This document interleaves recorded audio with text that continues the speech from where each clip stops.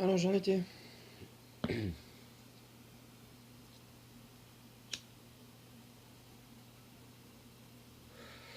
Ah oui, donc on a parlé des donc les filles, mais il y avait aussi évidemment des mecs. Alors il y avait deux types en fait d'attitudes. On va dire trois. Donc il y avait ceux qui avaient des vues sur Anna, qui du coup étaient vénères, et on voulait à Franck. C'est quand même un truc de fou quoi. C'est-à-dire qu'ils en voulaient à Franck qu'Anna se tombait amoureuse de Franck. C'est magnifique hein, quand même. Hein. Bah évidemment. Hein. Seulement dans leur tête, c'est pas possible que ce soit réciproque. Parce qu'en fait, c'est ça le truc. Quand on dit on prend ses rêves pour des réalités, là c'est exactement ça. C'est-à-dire qu'en fait, eux, ils espéraient, ils voulaient que en fait, Anna ne soit pas amoureuse de Franck.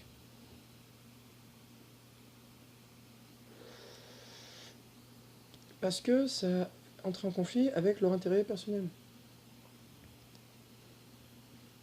Donc c'est déjà qu'on voit très bien que eux, du coup, leur intention c'était pas comme ça va pas. C'est pas possible parce que c'est pas un objet. Et pareil d'ailleurs, finalement, les attitudes qu'ont les filles euh, par rapport à Franck, c'est pareil. C'est pas un objet. Il n'y a pas d'obligation. On peut pas en vouloir à quelqu'un de ne pas être rendre en fait de pas être amoureux. C'est pas possible.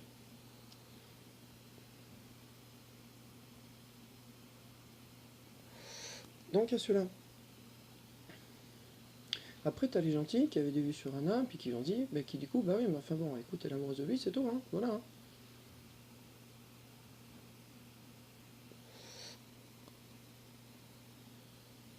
Et après il y avait ceux qui étaient neutres mais qui se méfiaient de Franck. Mais pourquoi en fait ils se méfiaient de Franck? À cause des mensonges que disaient toutes les autres. Donc elles ont commencé à balancer des mensonges. Ce qui fait qu'à la fin. Ah oui, et puis après, il y a des personnes qui étaient neutres, qui n'avaient rien à voir dans cette histoire. Donc c'est tout à fait la chanson qu'on a écoutée tout à l'heure. When Caught Up in Your Love Affair. Eux, évidemment, il n'y a jamais eu de problème avec eux. Franck, il n'a eu aucun problème avec eux, il s'entendait bien avec eux. Parce que eux, c'était pas leur problème. Ils disaient, non, mais c'est. Voilà. Ils s'occupaient pas de ça.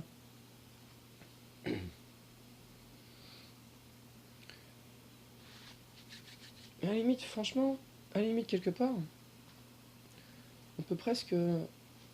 Je dirais pas. Enfin, si, on peut pardonner finalement à certaines personnes.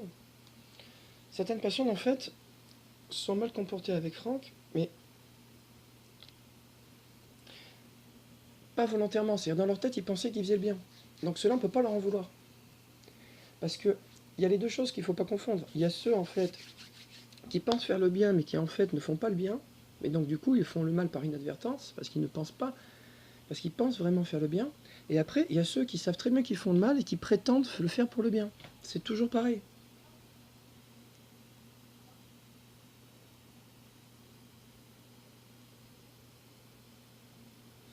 Et donc, le côté totalement injuste et dégueulasse du truc, c'est là où on voit les ravages du féminisme.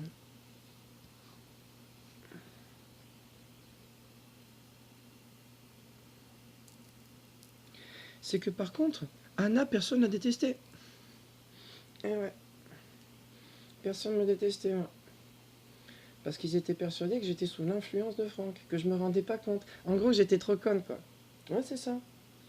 En gros, elle est trop conne. Parce qu'elle a 21 ans, donc ah ben forcément. Et ouais. Lui en a 32, elle en a 20 ou 21, je sais plus. Donc forcément, elle est pas assez grande pour y conduire un mec, non, forcément. Ouais, c'est ça.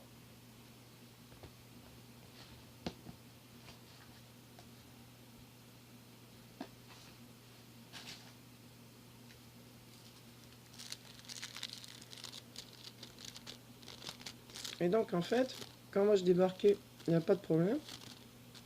Dès que Franck débarquait, par contre, oh putain.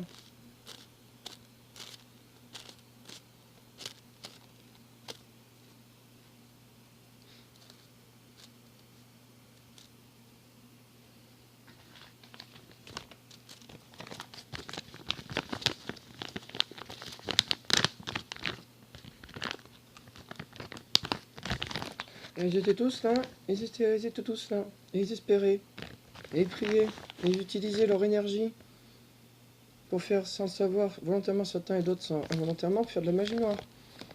Pour essayer de séparer Franck et Anna.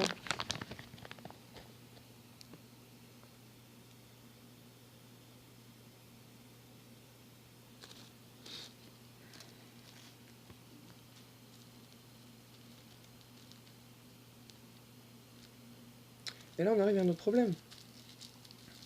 C'est que quand on a des semeurs de mensonges comme ça, de calomniateurs qui commencent à balancer des conneries, à dire des mensonges, ce qui se passe, ceux qui étaient neutres, qui étaient hors de cette affaire, ceux qui même étaient contents, qui trouvaient ça main, qui trouvaient ça mignon, parce que la vérité c'est que c'était une histoire d'amour, c'était comme dans les films, c'était quelque chose de totalement innocent. Mais ça se voyait, c'est-à-dire que c'est ça en fait le truc, c'est que des fois tu as quelque chose qui peut avoir un doute, on ne sait pas vraiment, etc. Mais là c'était pas ambigu, on voyait très bien que c'était une histoire totalement chaste et innocente.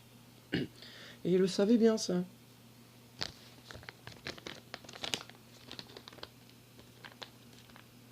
Alors d'abord, ils calomnient vis-à-vis des gens extérieurs. Puis au bout d'un moment, les gens ont fini par se rendre compte. Ils ont fini par se rendre compte. Non mais attends, Anna, c'est pas une débile. On voit très bien qu'ils sont très bien tous les deux, tout ça, etc. On voit très bien qu'il n'y a pas de manipulation, etc. Voilà, tout à fait, il n'y a pas d'emprise sur qui que ce soit, etc. On voit qu'il y a une influence des deux l'un sur l'autre totalement réciproque. On voit une réciprocité totale.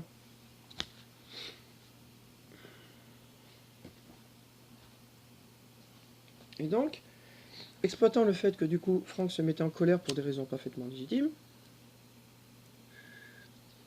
tandis qu'il se mettait en colère, c'est que forcément il était méchant.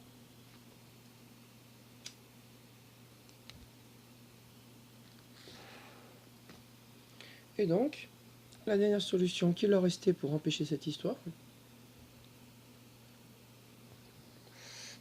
c'était donc cette fois-ci non plus de calomnier Franck, parce qu'en fait c'est ça, oui c'est ça le truc, c'est-à-dire qu'en fait ils ont calomnié Franck pendant des mois, et ça ne marchait pas. Évidemment pas sur Anna, parce que Anna elle rigolait quoi. Bah évidemment, putain mais attends, ils étaient là, ils me disaient, non, vous êtes cons quoi. Et ouais, parce qu'en plus, comme ils connaissent pas la magie, chamanisme, tout ça, etc., ce qu'ils comprennent pas, c'est que quand ils me parlaient que j'étais toute seule, Franck était là. Et quand ils parlaient à Franck, en fait, j'étais à côté. Bah ouais, ça s'appelle la magie, hein.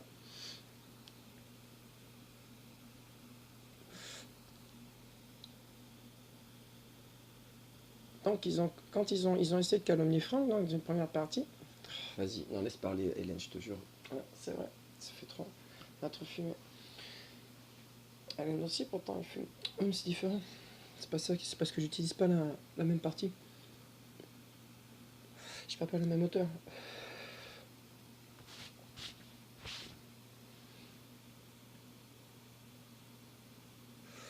Essaie de pas trop digresser, rester sur le truc. Ouais, on fera une petite vidéo après. Ça fait longtemps qu'on n'a pas fait un talking with Hélène sur des disques, comment dire, des sujets philosophiques universels généraux. Ouais, vas-y, continue le truc. Et donc, après toutes leurs 20 tentatives de calomnier Franck pour que l'extérieur les sépare, toutes les tentatives de calomnier Franck auprès d'Anna qui ne marchaient pas, évidemment, puisque Anna, étant donné qu'à ce moment-là, elle était âme sœur de Franck, eh ben oui, tout ce que savait Franck, elle le savait, et tout ce que savait Anna, Franck le savait. Alors après, ils ont commencé à calomnier Anna. Toujours pareil, par rapport à l'extérieur, tout ça, etc. Et ça marchait pas, ça marchait pas. Donc à la fin, ils ont fait l'impardonnable. Ils ont parlé à la place d'Anna, sans qu'elle soit au courant. Et ils ont dit à Franck, ils ont fait croire que Anna disait à Franck que c'était fini.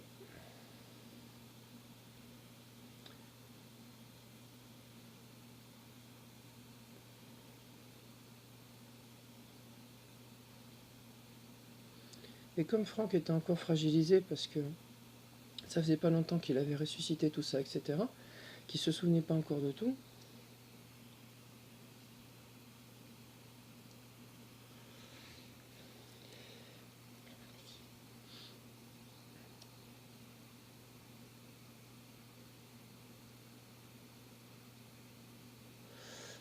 Il savait très bien que ça marcherait.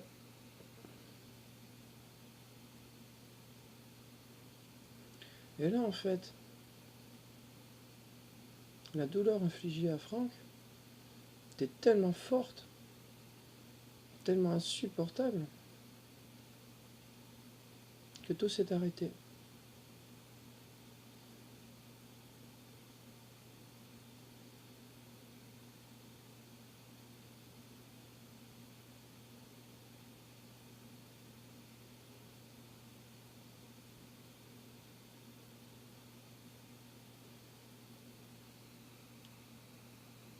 Et Franck, il s'est tué, encore une fois.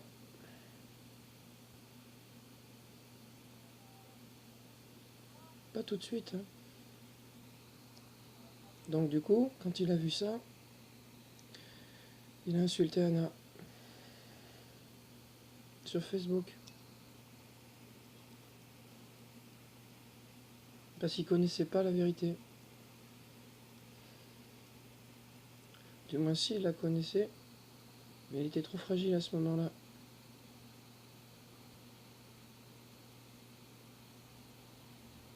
Résultat, qu'est-ce qui s'est passé? Anna l'a pas mal pris, qu'il m'insulte. Ben non, j'ai pas mal pris qu'il m'insulte. Parce que je me dis, mais non, mais c'est pas vrai, mais il te raconte des mensonges.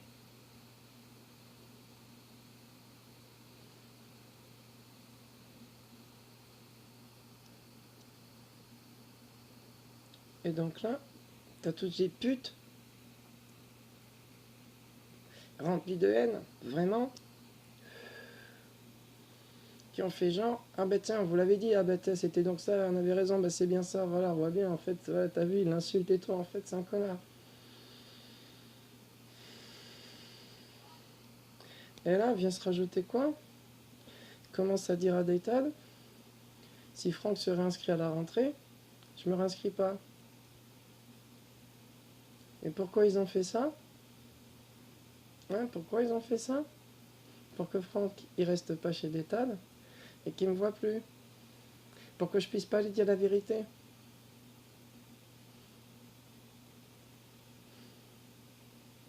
Bande d'enculés. Bande de fils de pute, d'enculés de vos races.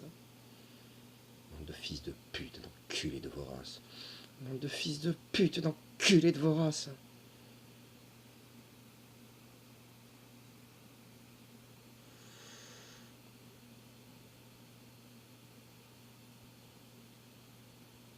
Alors Franck, il est parti de chez Daytad.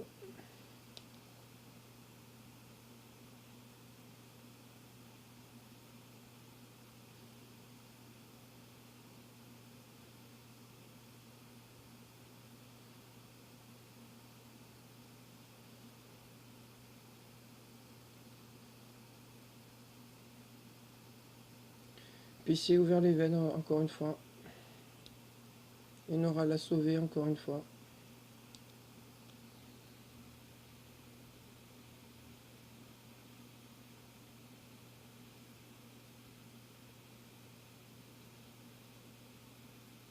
Vous êtes tous des assassins. Vous êtes tous des assassins. Vous êtes tous des assassins.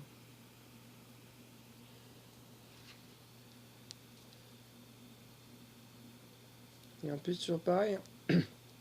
Toujours pareil, il va l'acheter. Hein. Ouais, évidemment. Prétendez que vous ne voulez pas se réinscrire parce que Franck, etc., était casse-couille.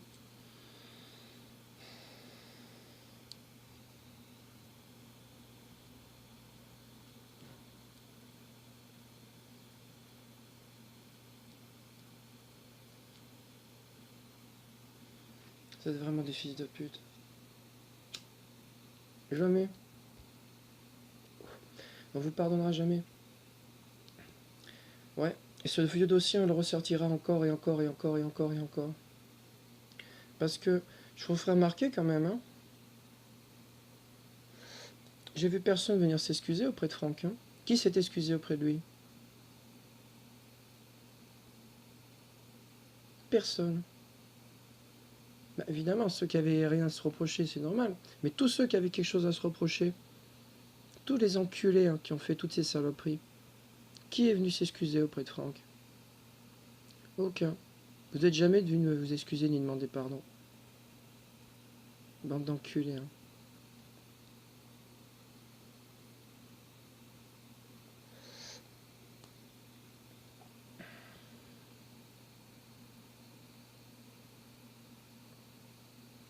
Bah oui, hein. C'est pour ça que vous a cassé les couilles. Hein. Parce que moi, je savais tout ça. Eh ouais, elle savait tout ça, ma Noréa. Et Noréa m'a dit, casse-leur les couilles, fais-les chier. Hein. Pourris leur paradis, détruis l'Orient comme ils ont détruit le tien. Détruis l'Orient comme ils ont détruit le Léon de Franck et d'Anna. Fais-les chier. Hein. Casse-leur les couilles. Pourris-leur la vie. Hein. Ouais. Fous-leur la honte. Exagère tous tes trucs, fous-leur la honte, fous-leur bien la honte. Emmerde-les par ta présence. Oui, c'est ça que j'ai dit à Franck. Tous ces enculés de fils de pute de leur race, ces ordures.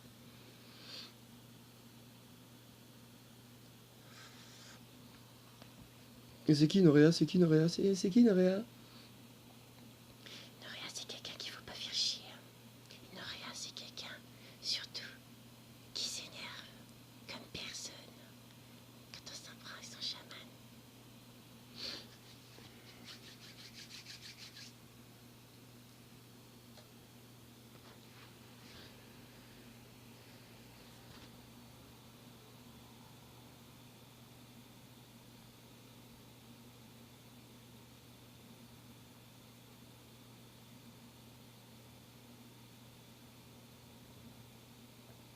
Voilà les ravages du bouddhisme.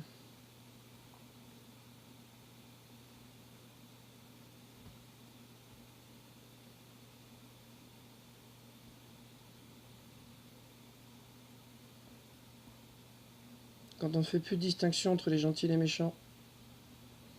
Quand on fait plus de distinction entre les gentils et les méchants, à la fin il reste plus que des méchants.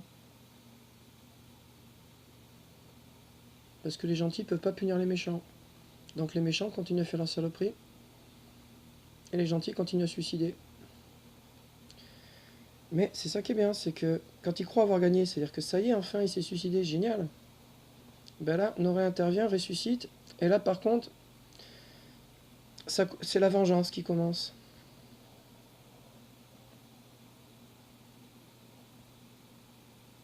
Par là, il faut pas rendre le mal pour le mal. Ça, c'est que les gens qui font le mal qui disent ça. Évidemment, ils font le mal avec un grand sourire. Et il dit, il faut pas rendre le mal pour le mal. Comme ça, je continue à faire mes saloperies, tu peux pas me péter la gueule.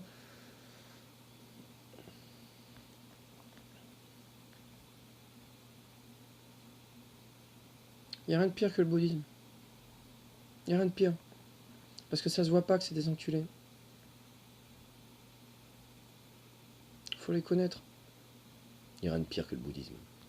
Rien de pire que le bouddhisme, c'est de la merde.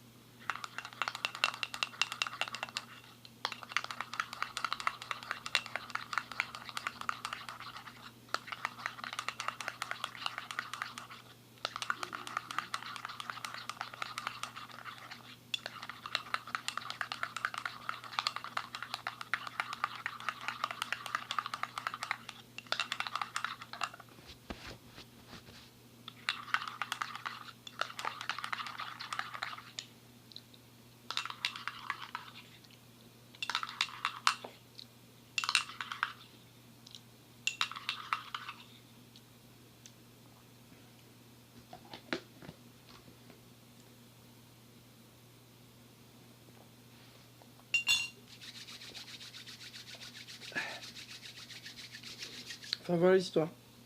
Nora Blesse. Nora Blesse. Nora Blesse.